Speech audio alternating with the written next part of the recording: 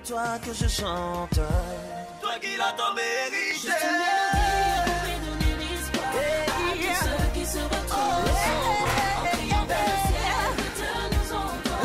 Les soignants sont tous unis sur ce rythme.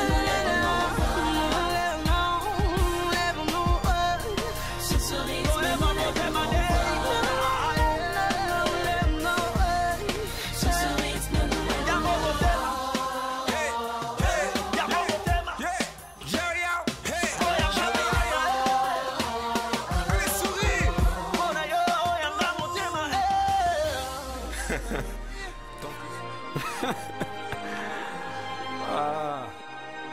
Shalom et bienvenue à notre émission, votre émission Sentier Pur. Nous sommes dans la joie, vous l'avez compris, nous sommes dans votre émission Sentier Pur.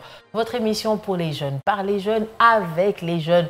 Nous sommes encore là avec beaucoup de force, nous sommes encore là avec la grâce du Seigneur, nous sommes en vie. Et tout cela, c'est avec le concours du Seigneur. Alors aujourd'hui, nous voulons commencer un nouveau thème, c'est une nouvelle année. Par la grâce du Seigneur, nous allons parler de la maturité, l'immaturité chez le jeune chrétien. Nous voulons découvrir ce que ça fait dans nos vies, quel est l'impact. Nous voulons aussi savoir ce que ça veut dire être mature et être immature. Je ne suis pas seule, comme d'habitude, sur ce plateau. Je suis avec des merveilleuses personnes qui ont voulu être là et qui ont accepté d'être disponibles et disposées, en la personne du docteur Jean-Luc, à qui je dis shalom. Shalom, Pamela. Vous allez bien? Ça va. Nous sommes dans la joie de vous revoir en bonne santé encore en 2022. C'est une grâce. Merci. Que le Seigneur vous bénisse et merci encore pour votre disponibilité. Juste à côté du docteur Jean-Luc, nous avons la grâce et le privilège d'avoir la sœur Chance Ilanga, à qui je dis aussi shalom. Hello, maman. Vous allez bien? Ça va très bien, merci. Pas stressant? Non, pas stressant, hein? Non. Ça fait toujours du bien d'être devant la caméra. Ah non, ça fait pas du bien, mais Dieu nous aide en tout cas. Nous bénissons le Seigneur. Alors nous allons passer des merveilleux moments dans la présence du Seigneur et aussi des merveilleux moments en compagnie de ces merveilleuses personnes qui sont là. Alors avant que nous puissions entrer dans le vif du sujet, je vais demander à la réalisation qui est coordonnée par le frère Ray Tamboué et qui est assistée par une stagiaire de nous proposer une courte pause et nous revenons tout de suite après.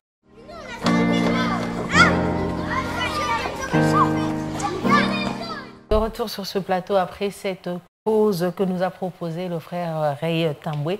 Nous voulons entrer dans le vif du sujet, mais je vais me tourner vers le docteur Jean-Luc pour lui poser la première question. Est-ce que vous pouvez nous définir ce que c'est la maturité et l'immaturité selon vous ou selon votre compréhension, hein?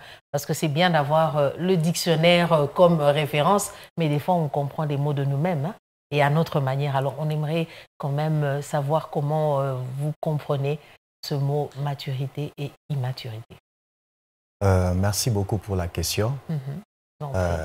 Au fait, lorsqu'on parle de maturité, c'est une période de la vie, c'est un moment de la vie qui est souvent caractérisé par ce qu'on appelle un plein développement.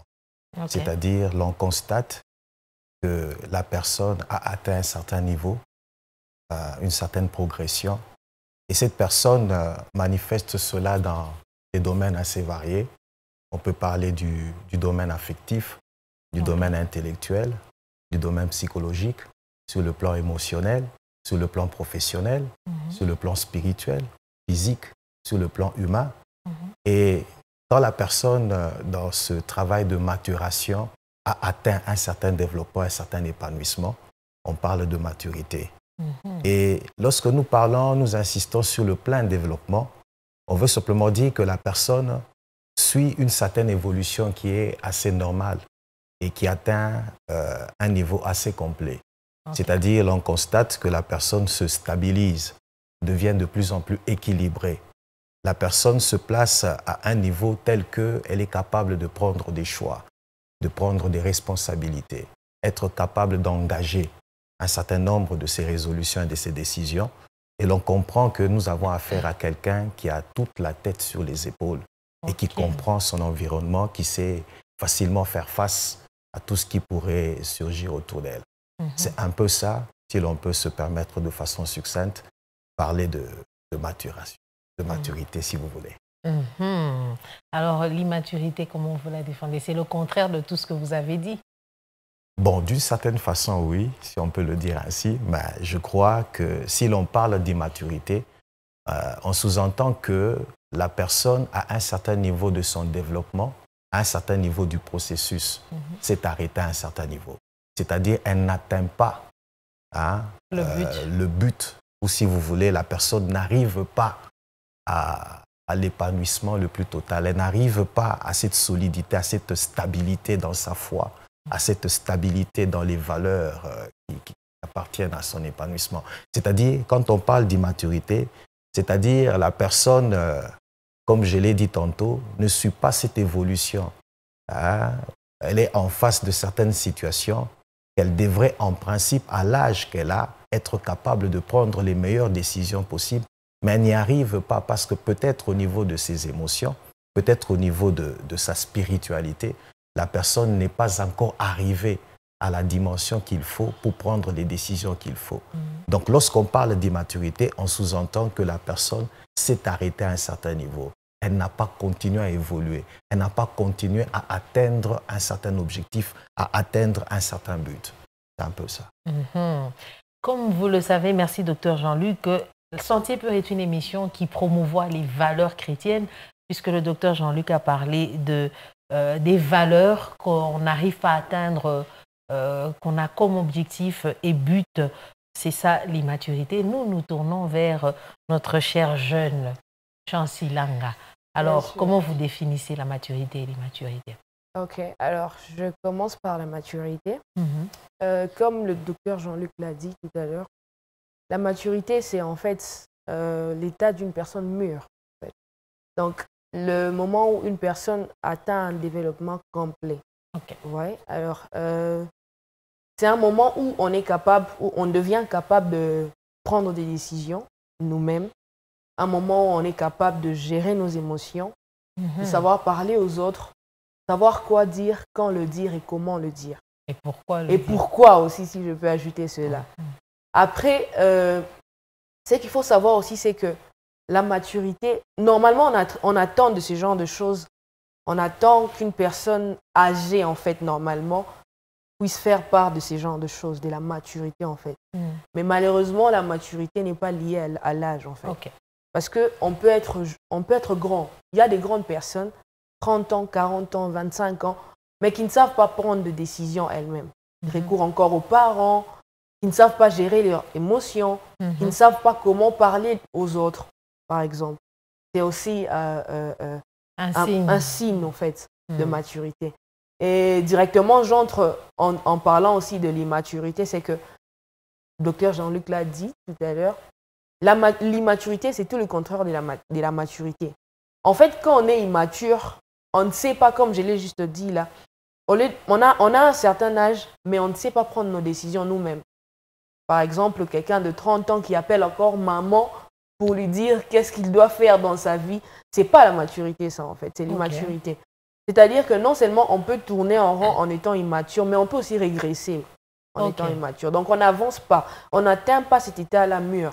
On n'atteint pas ce développement complet-là, en fait. C'est ça, l'immaturité. Merci beaucoup, Sœur Chance. Alors, permettez que je reste sur vous. Alors, qu'est-ce que c'est la maturité chez un jeune chrétien? Et comment savoir qu'on fait preuve d'immaturité? Parce que tout à l'heure, vous avez donné des exemples, c'est bien beau. Mais c'est quoi qui nous montre, c'est quoi qui fait preuve d'immaturité exactement? Et c'est quoi qu'est-ce qui est plutôt la maturité selon vous? Ok. Alors, comme je viens tout à l'heure de définir la maturité, cet état-là mûr et le développement complet où on prend nos décisions seuls, on avance, donc on évolue dans la vie, on grandit en fait. Et ce qu'il faut savoir, c'est que chez les jeunes chrétiens, il y a des gens qu'on peut trouver dans la vie qui sont matures, si je peux dire comme ça, ou encore matures, immatures, ou encore immature totalement. Je m'explique. On peut être mature dans la vie humaine, dans la vie de chaque jour, mais on est immature spirituellement. J'ai défini la maturité tout à l'heure, en général. Mais après, si je peux définir la maturité spirituellement, je dirais en gros que être mature spirituellement, c'est vouloir tout simplement ressembler à Christ. En gros. ressembler à Christ. Je m'explique. Ressembler à Christ comment? Christ était sur terre, en fait. Christ était 100% homme, 100% Dieu. Il était sur terre. Il a fait deux choses. Christ a parlé. Christ a marché. Christ a évangélisé. Christ a guéri les malades. Mais tout ce qu'il a fait, comment il a fait? Dès l'instant où on atteint ce niveau-là de faire comme Christ, on devient alors mature spirituellement. Je sais comment parler à mon frère. J'aime mon frère. Je vois toujours mon frère. Donc, tout ce que la Bible me demande de faire, je le fais. Parce que comment on atteint le niveau d'être comme Christ? On suit ce que la Bible nous dit. Christ nous donne des commandements dans la Bible. Aimez-vous les uns les autres. Aimez votre frère comme vous-même. Voyez toujours l'autre comme au-dessus de vous. Tout ça, là, dès l'instant où vous rassemblez ça et vous le faites, vous êtes en train donc, chaque jour, en fait, ça fait l'objet de vos soucis. Okay. Que je sois comme Christ, que j'aime comme Christ, que je parle comme Christ, que j'évangélise comme Christ. Là, vous devenez, dans ces cas, mature spirituellement.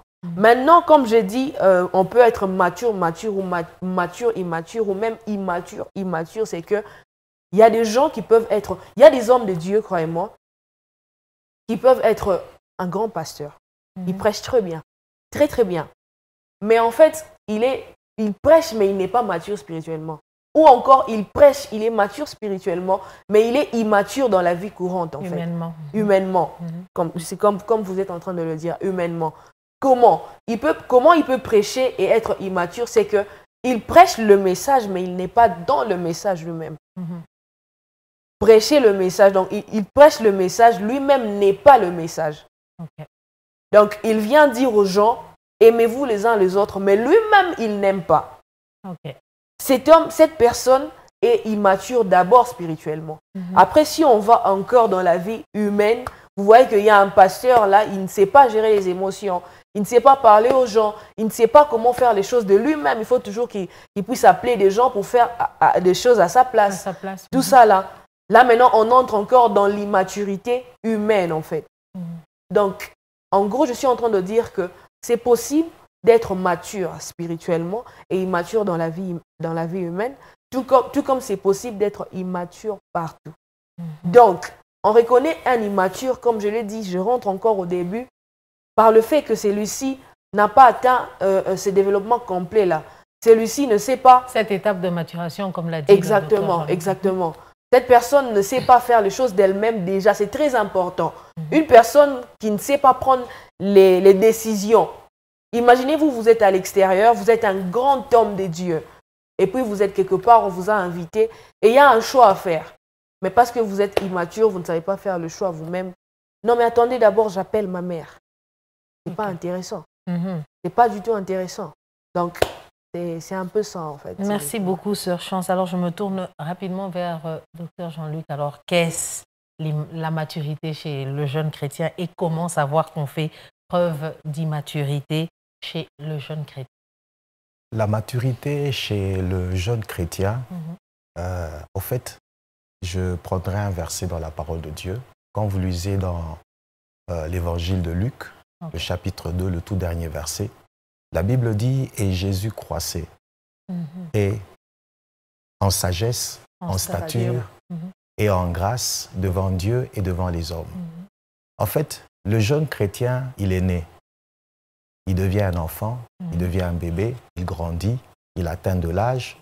Comme dans la vie humaine, la vie chrétienne respecte un peu toutes ces étapes-là. Alors la maturité chez le jeune chrétien sera visible lorsque celui-ci, pendant qu'il sera en train de croître, va développer un certain nombre d'aptitudes, un certain nombre de caractères qui se retrouvent tout particulièrement dans ces trois domaines. C'est-à-dire au niveau de la sagesse, c'est-à-dire au niveau de la stature et aussi au niveau de la grâce. Parce qu'en fin de compte, qu'est-ce qu'on attend de ce jeune chrétien mature?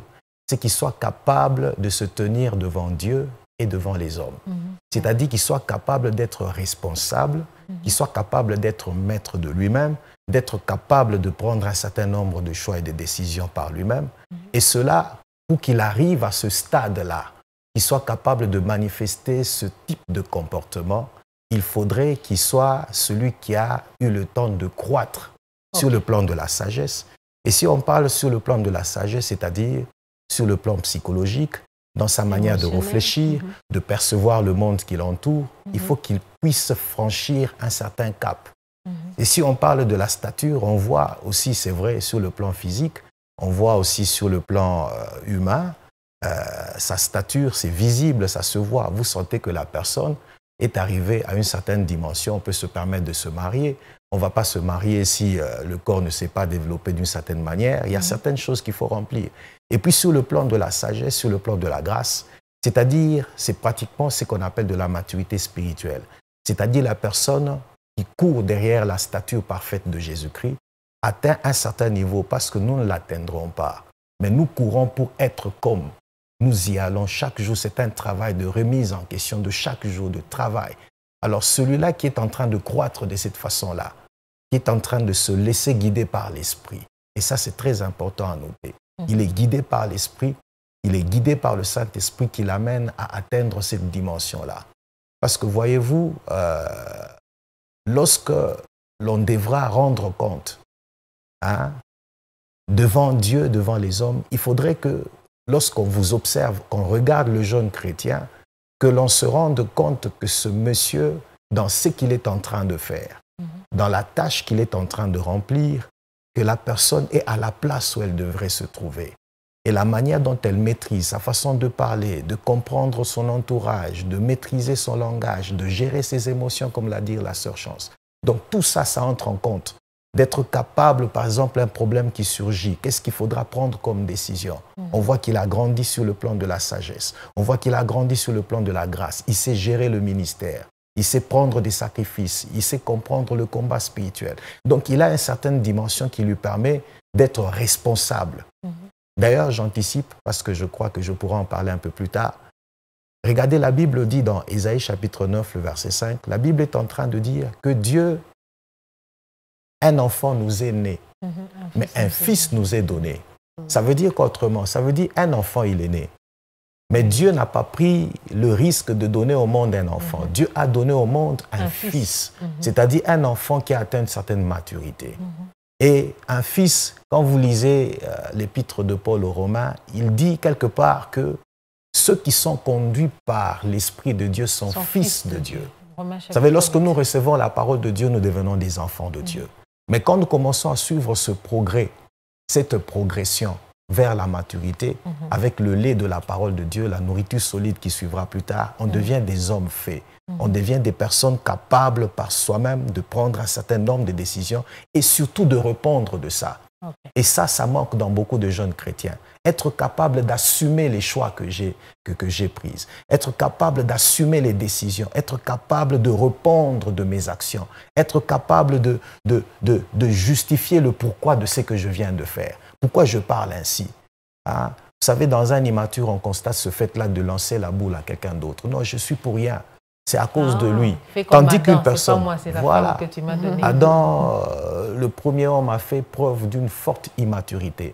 C'est-à-dire n'a pas été capable d'assumer la décision qu'il a prise, même s'il a été sous une certaine influence, mais celui qui a pris la décision, en fin de compte, c'est lui-même. Il doit être capable d'assumer. Et ça devrait accompagner beaucoup de jeunes chrétiens. Être capable d'assumer. Quand je pose tel acte, c'est en âme et conscience. Parce que sur le plan de la sagesse, je connais, je comprends, je connais la logique des choses, je sais comment il faut parler, alors je prends une bonne décision. Sur le plan de la grâce, je connais ce que je suis, les choses que le Seigneur a établies en moi. Ça me permet de faire ceci, d'être capable de dire ça, je ne pourrai pas parce que je ne me trouve pas là où je devrais être. Et pour aller encore plus rapidement, le deuxième volet de la question, vous demandez les preuves de l'immaturité. Comment savoir qu'on fait preuve d'immaturité? La première chose pour découvrir un immature, un jeune chrétien qui est immature, c'est qu'il a peur du changement. Ça, c'est la première chose. C'est-à-dire quelqu'un, après la conversion, qui ne se laisse pas transformer par l'esprit. Vous savez, il y a une chose qui fait peur les hommes, c'est la perte de contrôle.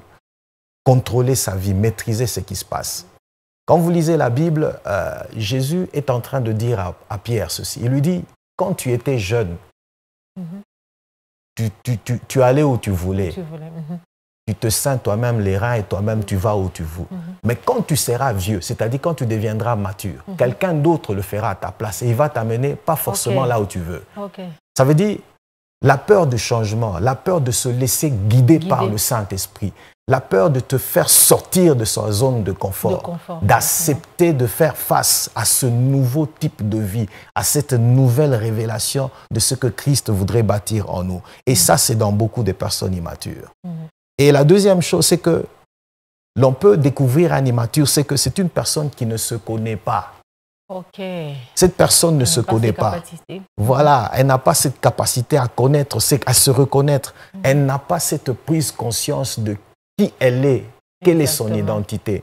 Vous savez, c'est très important de connaître qui l'on est, de découvrir quels sont ses points forts, quels sont ses points faibles, qu'est-ce que j'ai, qu'est-ce que je n'ai pas, qu'est-ce que je peux, qu'est-ce que je ne peux pas. Dans un immature, il n'y a pas ça. Il ne connaît pas ce genre de choses. Il n'a pas tous ces éléments. Ce qui fait qu'il ne peut pas compter d'une certaine manière sur la grâce. Paul lui-même, il dit, j'ai découvert en moi un point faible, c'est-à-dire, Dieu a placé en moi une échade pour m'empêcher de m'enorgueillir. Parce que le Seigneur, plus tard, lui dira que cette faiblesse-là, ce que tu crois être une faiblesse, est pour moi une opportunité pour manifester ma puissance. Et ça, c'est très important. Parce que je me connais. Je suis capable de prendre les meilleures décisions et les bons choix. Je peux continuer? Continuez, on va rapidement. Continuer rapidement. L'autre élément qui fait que nous avons affaire à un immature, c'est que il souffre d'un certain complexe de supériorité. Je m'explique. C'est que dans un immature, l'on constate que c'est une personne qui se croit d'une certaine façon supérieure aux autres sur le plan spirituel. Voilà. Beaucoup d'immatures croient qu'il connaît tellement, ils croient qu'il... vous savez, plus vous connaissez Dieu, plus vous réalisez votre niveau, vous réalisez combien devant le Seigneur vous êtes insignifiant. Vous êtes petit. Mais un immature, il croit que les petites choses, les petites révélations qu'il a obtenues font de lui quelqu'un d'exceptionnel au-dessus de la mêlée. Et ça, c'est un dangereux constat que l'on remarque dans les immatures. Un autre élément, c'est que, permettez le mot, les immatures souffrent de narcissisme spirituel. Oh là! Bon. Expliquez. Une personne narcissique, c'est une personne imbue d'elle-même. C'est une personne qui se suffit par elle-même. C'est une personne qui se croit, un peu comme ce que je viens de dire tantôt, quelqu'un de plus supérieur qu'aux autres. Aux autres, voilà. Voilà. C'est-à-dire, il ne comprend pas qu'il devra être capable de se remettre en question tout le temps. Dans la maturité spirituelle, une personne qui a grandi sur le plan spirituel, c'est quelqu'un qui se remet en question. C'est quelqu'un qui apprend. Qui apprend. Beaucoup de choses n'arrivent pas, beaucoup de choses ne marchent pas dans nos églises parce que nous avons affaire à beaucoup de jeunes chrétiens qui ne veulent pas apprendre, qui ne veulent pas se mettre au pied du maître afin de recevoir. Ils ne veulent pas être des disciples. Voilà, ils ne veulent pas être des disciples, c'est-à-dire ils ne veulent pas marcher dans la discipline du maître. Ils ne veulent pas se laisser guider. Ils croient qu'ils sont quelque chose, ils croient qu'ils ont une certaine valeur, ils croient qu'ils sont arrivés à un certain niveau, qu'ils peuvent commencer à faire une sorte de compétition malsaine dans la chose de Dieu. Et ça, il faut faire très dangereux, très attention. Un autre élément, c'est que, les immatures n'aiment pas la profondeur. Ils n'aiment pas la profondeur, pourquoi? Ce sont des chrétiens superficiels. Ce sont des chrétiens platoniques qui marchent dans des choses superflues. Ils n'ont pas une certaine profondeur. Ce sont des personnes qui ont du mal à quitter leur zone de confort. Vous savez, il y a certaines dimensions spirituelles pour les atteindre, il faut passer par des épreuves. Il faut rencontrer des combats. Il faut se battre. Or, un immature, c'est quelqu'un qui évite ce genre de choses. C'est quelqu'un qui se retranche dans sa petite zone et qui a l'impression que ça lui suffit. Il n'a pas besoin de trop connaître. Or, la vie chrétienne, Dieu nous recherche peut-être à une vie de plus de communion, plus de profondeur, d'intimité avec lui. Et il y a un prix à payer pour tout ça. Et l'immature ne passe pas par ce prix à payer. Il refuse cela. Et l'autre chose, je vais terminer par là, c'est que dans un immature, l'on constate que les passions de la chair passent au-dessus de l'esprit. Autrement, je veux le dire d'une certaine façon assez simple, c'est qu'un immature, c'est un chrétien charnel. Quand vous avez en face de vous un chrétien charnel, vous avez en face de vous un immature. Donc c'est quelqu'un qui ne se laisse pas totalement sous la direction de l'esprit. Parce qu'il y a encore dans cette personne un certain nombre de passions qui combattent sa vie et l'empêchent de s'en sortir. Un homme disait que le moi on peut le décortiquer en disant moi, M comme mauvais, O comme orgueilleux, I comme ignorant. Oh. Il est mauvais, il est orgueilleux, il est ignorant. On a affaire à un immature. Wow. Donc il ne comprend pas la chose de l'esprit, il ne maîtrise pas ce que le Saint-Esprit l'amène, parce que l'esprit nous amène dans les profondeurs, l'esprit nous amène à connaître Dieu. Et cela se manifeste par le fait que nous avons affaire à un chrétien qui est instable, ballotté par tout vent de doctrine.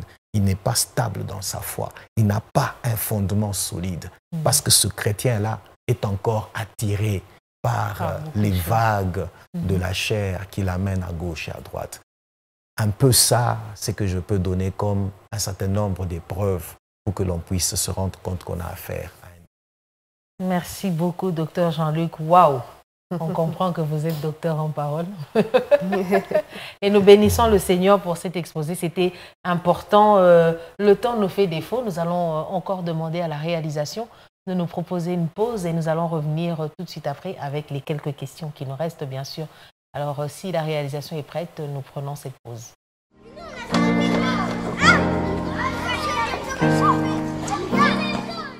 Retour sur ce plateau.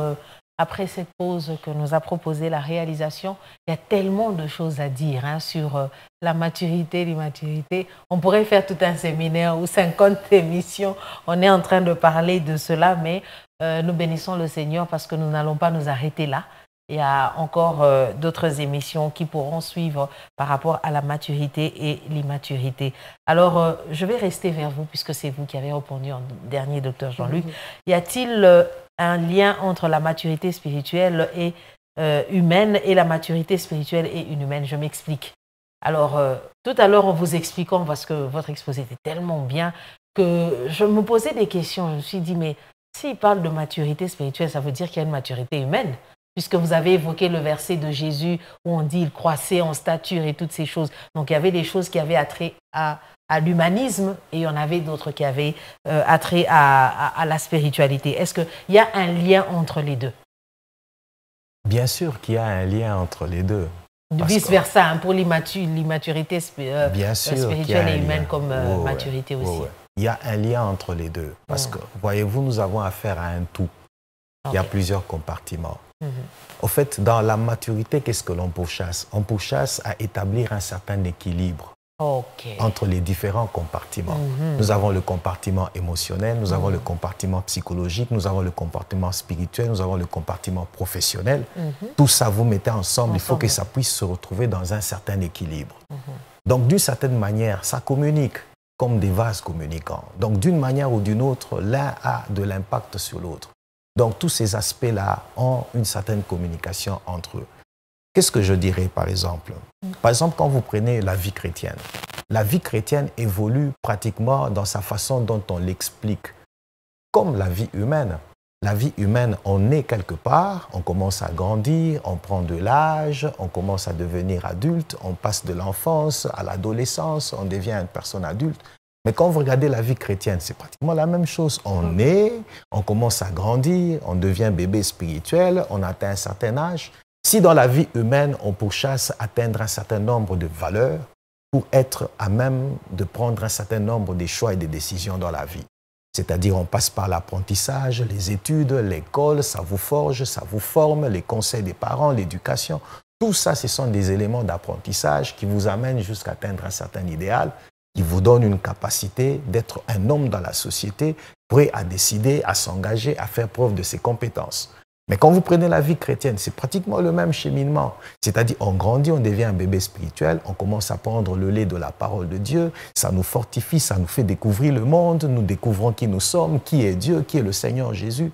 Ça nous aide à grandir, la parole de Dieu que nous entendons, nous sommes assidus au temple, nous sommes attachés avec les autres frères, nous sommes formés par un serviteur, un responsable, un mentor, un père qui nous accompagne.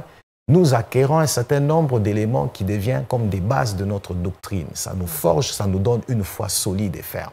Donc, vous voyez, ça marche de pair. Maintenant, le lien exactement, s'il faudrait expliquer cela. Je donne un exemple. Vous avez affaire à un homme de Dieu, un pasteur, dans un dialogue pastoral. Il fait une cure d'âme. Cet homme de Dieu-là, c'est un homme. Il a en face de lui un couple qui a des sérieux problèmes. Des problèmes dans le mariage, dans le foyer. il rencontre ce qu'on appelle les esprits de mari et de femme de nuit. Ils sont en train de lui expliquer. Ce sont des choses qui sont attachées au spirituel. Mais ce sont des choses qui ont des répercussions sur leur vie humaine. Mais le pasteur qui est en face n'est pas marié. C'est un pasteur. Donc sur le plan spirituel, il a une certaine dimension. Il comprend certaines choses. Mais sur le plan humain, sur le plan social, sur le plan de la maturation physique et tout, il n'est pas à même de comprendre un certain nombre d'éléments qui sont attachés spécifiquement à ceux qui sont mariés.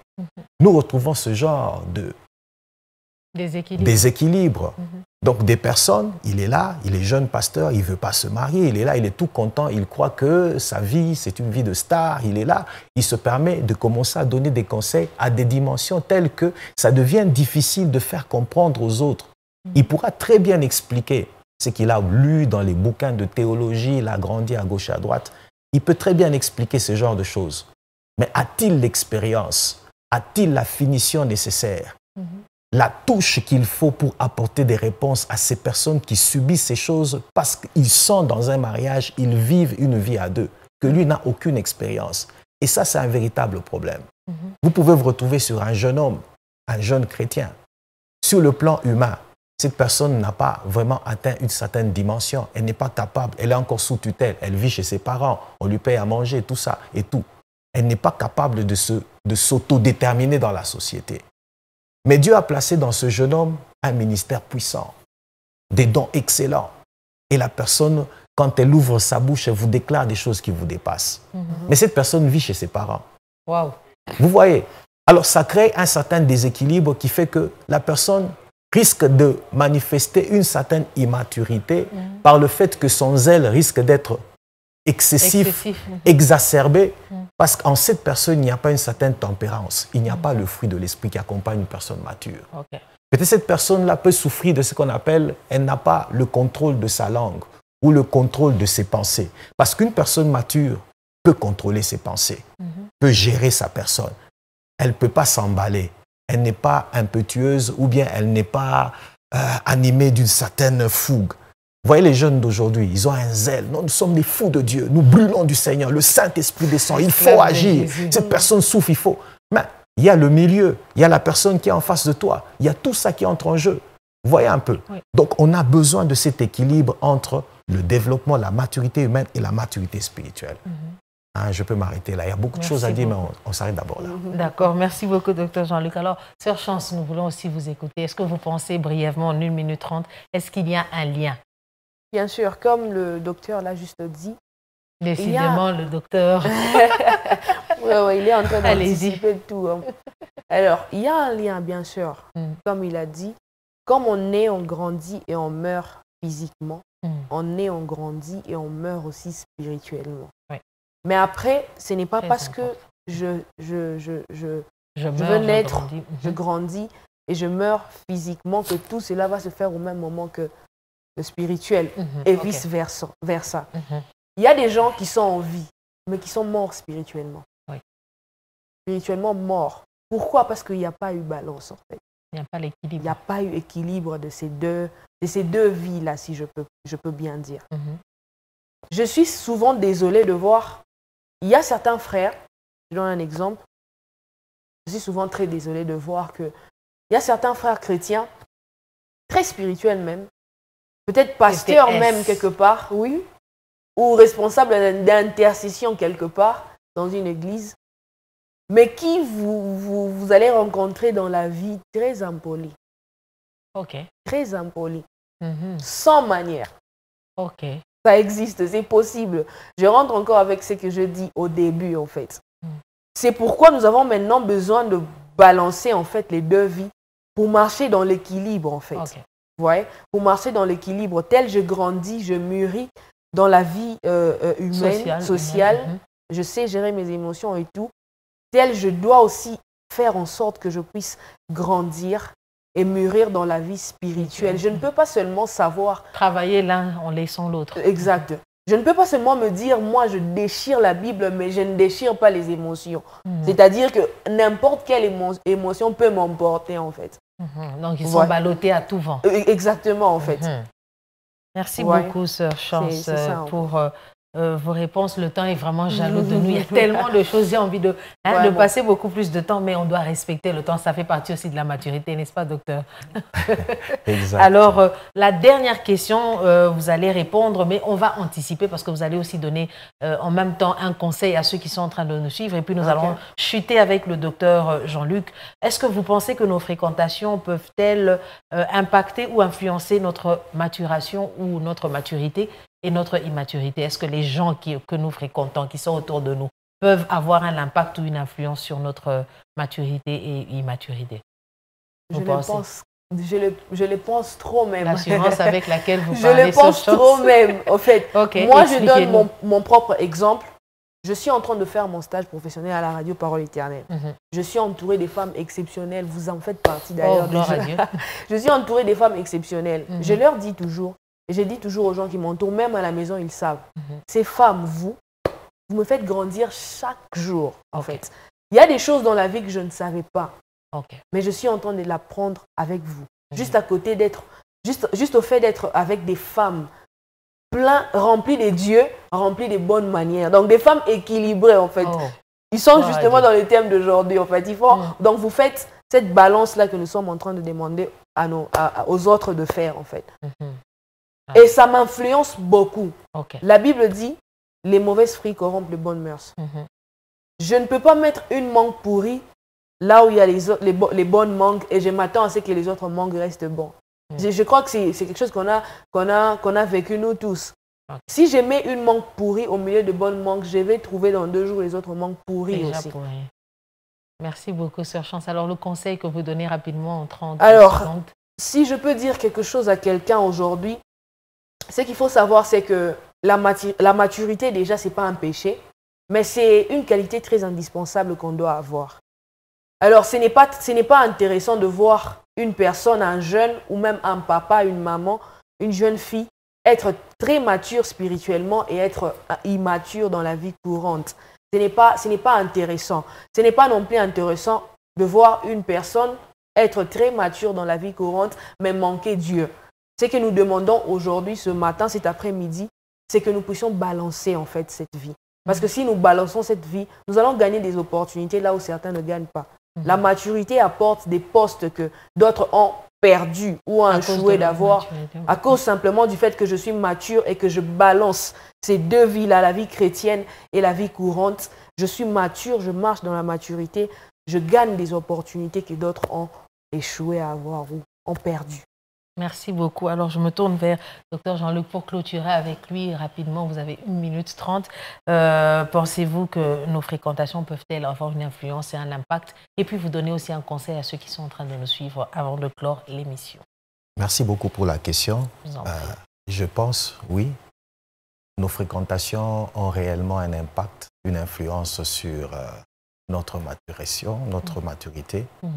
Au fait, lorsqu'on parle de fréquenter, on voit les milieux qu'on fréquente, les lieux qu'on fréquente et les personnes qu'on fréquente.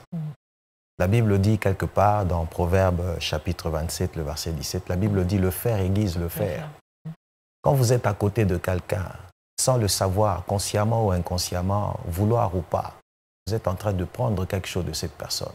Quand vous fréquentez souvent quelqu'un, sans le vouloir, vous allez vous retrouver en train de rire comme cette personne, en train de parler un peu comme elle. Donc, quand vous vous retrouvez dans certains milieux, que vous le vouliez ou pas, ne dites pas que non, c'est démoniaque ou j'ai été influencé par les esprits. Non, c'est tout à fait normal. Quelqu'un a dit, dis-moi qui tu fréquentes, je te dirai qui tu es. Quelles sont les personnes que nous rencontrons, qui nous fréquentons, quels sont nos milieux, où est-ce que nous nous retrouvons le plus souvent, où est-ce que nous passons notre temps. Cela a de l'influence sur notre épanouissement. C'est pour cela, quand vous fréquentez plus Dieu, vous commencez à ressembler à Dieu. Vous prenez trop du temps dans la présence du Seigneur, vous commencez à être comme le Seigneur.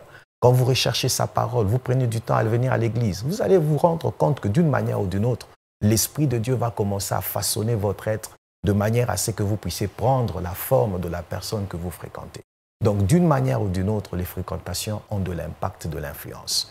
Et pour terminer, le conseil que je peux donner à tous ceux qui nous suivent, je leur donne juste un verset. Quand vous lisez 1 Corinthiens, chapitre 13, le verset 11, la Bible dit « Lorsque j'étais enfant, je parlais comme un enfant, je pensais comme un enfant, je raisonnais comme un enfant. lorsque je suis devenu un homme, j'ai fait disparaître ce qui est de l'enfant. Faire disparaître ce qui est de l'enfant, c'est-à-dire parler, raisonner, penser comme un enfant, c'est un sacrifice. Laissez-moi vous dire, il faut le vouloir, il faut le désirer. Il faut désirer le lait pur et spirituel afin que par ce lait-là pur et spirituel, vous puissiez grandir pour le salut, vous puissiez atteindre une certaine dimension. Il faut le vouloir. Il faut le vouloir. Il faut quitter son confort. Il faut chercher à connaître des choses profondes. Il faut se laisser guider par l'esprit.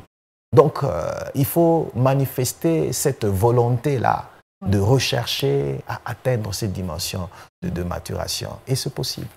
Voilà un peu ce que je peux dire. Merci beaucoup, Dr Jean-Luc. Merci beaucoup, Sœur Chance. Vous avez été d'une bénédiction pour nous. Et personnellement, je suis édifiée. Personnellement, je connais les points où je me reconnais. Donc, on ne va pas dire que la maturité, c'est notre monopole. Il y a des domaines où on essaye chaque jour d'avancer et de voir comment on peut faire mieux. Et on fait tout pour que l'équilibre soit dans notre vie et que la maturité prime sur l'immaturité. En tout cas, merci encore pour votre disponibilité. Que le Seigneur vous bénisse et j'espère que ce n'est pas la dernière fois. Nous aurons encore à vous appeler, donc soyez disponibles et disposés. Alors, merci aussi à vous qui avez été fidèles à cette émission Sentier Pur, une nouvelle année. Nous vous souhaitons beaucoup de choses, mais au-delà de ça, nous souhaitons que ce que nous disions puisse transformer et changer vos vies afin que Jésus seul soit glorifié. Merci à la grande équipe qui m'a accompagné, le frère Ray Tamboué, au directeur de programme Ephraim Mukendi qui a accepté que cette émission puisse être programmée et aussi à notre stagiaire qui nous a accompagnés. Alors je vous dis d'ici là, portez-vous bien et que le Seigneur vous bénisse abondamment. Je vous donne rendez-vous au prochain numéro avec le même thème et d'autres invités. Que le Seigneur vous bénisse.